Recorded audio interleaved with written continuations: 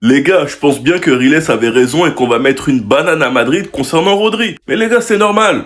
C'est normal. Ce Guardiola, il avait le ballon dans les pieds et il a tout gagné. Sous De La Fuente, il avait le ballon dans les pieds et il a tout gagné. Après Guardiola et De La Fuente, il va être sous Mourinho courir derrière le ballon comme un ouf. Bien sûr. Tu préfères jouer avec des Pedri Olmo que jouer avec des Pitarch, des Valverde, des Tchouaméni, des Camavinga. Hein?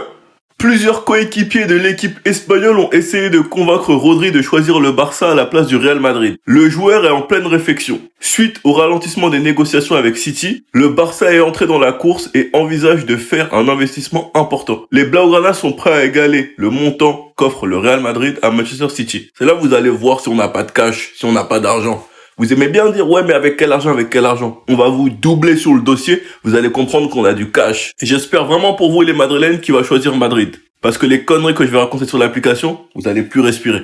En tout cas, Rodri, fais le bon choix. Tu veux courir derrière le ballon ou avoir le ballon dans les pieds? Sinon, vous, les gars, vous en pensez quoi? Ramenez-vous sur Snap, on s'ennuie. C'est officiel. Et là, vous me dites que c'est à cause de lui. Et il y a un accord avec le Real Madrid depuis des jours pour rejoindre le club. Et ont déclaré son intérêt pour Madrid à maintes reprises. Comme Riles nous l'avait confirmé, voici que le Barça semble désormais devancer le Real Madrid dans le dossier. Et il semble y avoir une raison à tout cela. Comment on peut se dire que le dossier avec le Real Madrid s'est littéralement arrêté, gelé? Figurez-vous que nous venons d'apprendre à l'instant par Jamel, qui est l'un des meilleurs journalistes en France, que le plan initial de Madrid était de vendre Camavinga afin de signer Rodri. Cependant, Camavinga a refusé de partir. Ce qui a provoqué que le Barça a été informé de cela. Et bien que le Real Madrid soit encore dans la course, vu que Fabrizio Romano nous dit très clairement que le Real Madrid et le Barça sont tous les deux prêts à payer une indemnité de transfert similaire à City, aujourd'hui le Barça est tout simplement l'option la plus envisagée du côté du joueur, car bien que le Real Madrid soit encore dans la course comme je vous le répète, le club lui demande probablement d'attendre. Et si rien n'arrive prochainement, Rodri ne voudra pas manquer le retour en Espagne, dans un vestiaire où il pourrait surtout facilement s'intégrer, où il pourrait y retrouver 7 ou 8 coéquipiers de sa sélection. Et franchement, on ne pourra pas du tout lui en vouloir pour cela. Lui qui a fait de son mieux pour rejoindre le Real Madrid, qui est même allé jusqu'à déclarer son intérêt lorsqu'il était à Manchester City. Aujourd'hui, pour cette saison, le mercato du Real Madrid peut se résumer à ça et être terminé maintenant. Le tout est de se demander, et surtout la direction doit se demander, si avec ça, et sans ce joueur,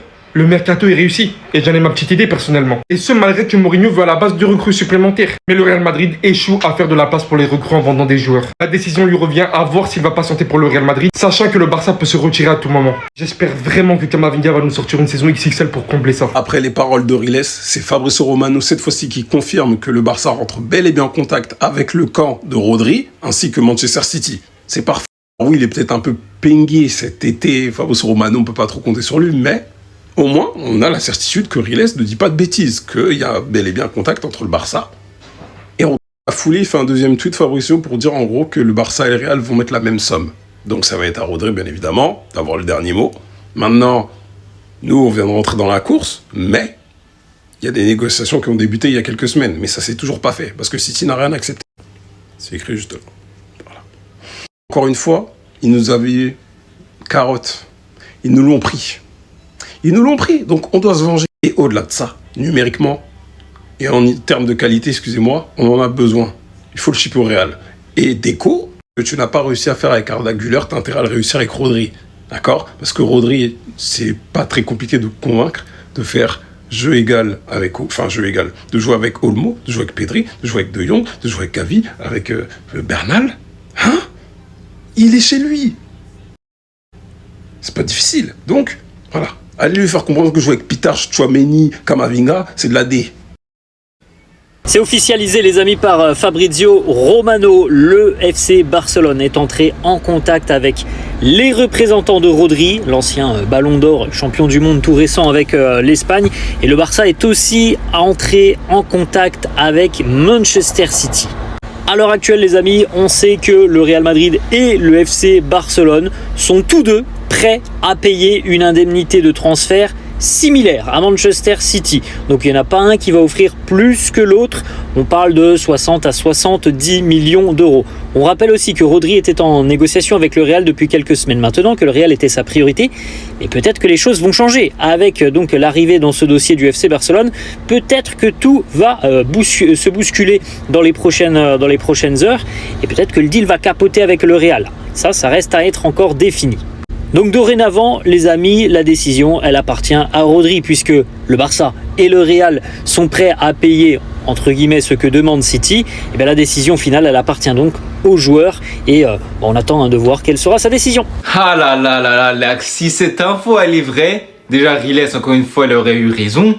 Mais à ce qui paraît, Rodri il va mettre une énorme clim au Real, il l'a dit hier, et aujourd'hui on commence à avoir des news de Fabrizio Romano, de Jamel, de Haas, bref de plusieurs sources qui nous annoncent qu'un accord commence à être trouvé entre le Barça et Rodri, alors que le Real semblait être seul sur la piste, loin devant. On commence à se faire attraper par le Barça, simplement, même si je pense qu'il n'y a pas que ça, parce que le Real n'a pas réussi à dégraisser au milieu de terrain avant d'un joueur, notamment Tchouaméni et Camavinga. Et franchement, cette news elle est catastrophique, parce que si elle est réelle, alors on va encore laisser le temps bien sûr, on sait qu'il peut y avoir des retournements de situation, mais le Real a volé toutes les pistes que le Barça avait envie. Cucurella a demandé Bernardo Silva et Dumfries, mais le Barça, eux, ils sont peut-être en passe de voler le joueur le plus important de ton mercato, le joueur que tu avais le plus besoin. Et honnêtement, je vois pas un monde où si Rodri va au Barça, le Real Madrid enchaîne une troisième saison sans réel renfort au milieu de terrain. Honnêtement, ça change tous les plans du Real Madrid, toutes les visions qu'on a et tout l'avis qu'on a sur ce mercato. Car bien qu'on ait ajouté Bernardo Silva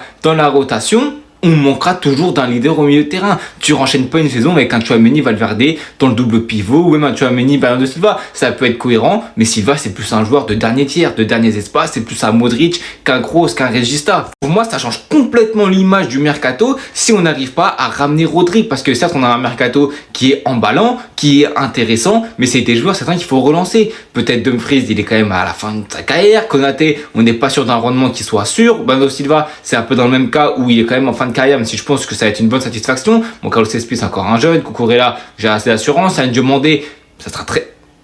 Il va commencer, gros poids sur les... Gros transfert sur les épaules, 140 millions d'euros pour aucun match en Europe, qu'une saison en Bundesliga et quelques matchs passés par là en Liga.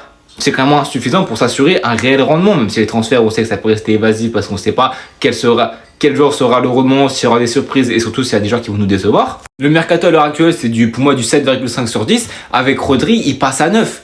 Mais sans Rodri, il passe à 7,5, 6 parce que même tu ne te renforces pas dans ton secteur le plus important, surtout dans le football moderne où tu as besoin de milieu de terrain qui ont de la qualité avec ballon, dans ce que tu vas demander dans le jeu, même si on sait que le reste sera quand même plus une équipe de contre-attaque que de construction. Ne pas se renforcer dans le milieu de terrain une troisième saison consécutive, laisser Rodri à ton ennemi juré, à ton adversaire, à ton concurrent direct en Ligue des Champions et surtout en Liga, c'est vraiment une grosse déception et c'est vraiment un move qui peut complètement changer l'aspect du mercato du Real Madrid. On a de quoi être KO là. Les fans de Madrid, on vient de prendre un coup très gros derrière la tête. On avait un mercato qui était quasiment parfait et il manquait une pièce au puzzle, c'était Rodri. On pouvait se passer peut-être d'un défenseur, mais de se passer d'un cerveau au milieu de terrain qu'on n'a pas depuis le départ de Kroos, qui plus est pour que ce dernier parte chez l'ennemi juré le Barça, le coup est terrible.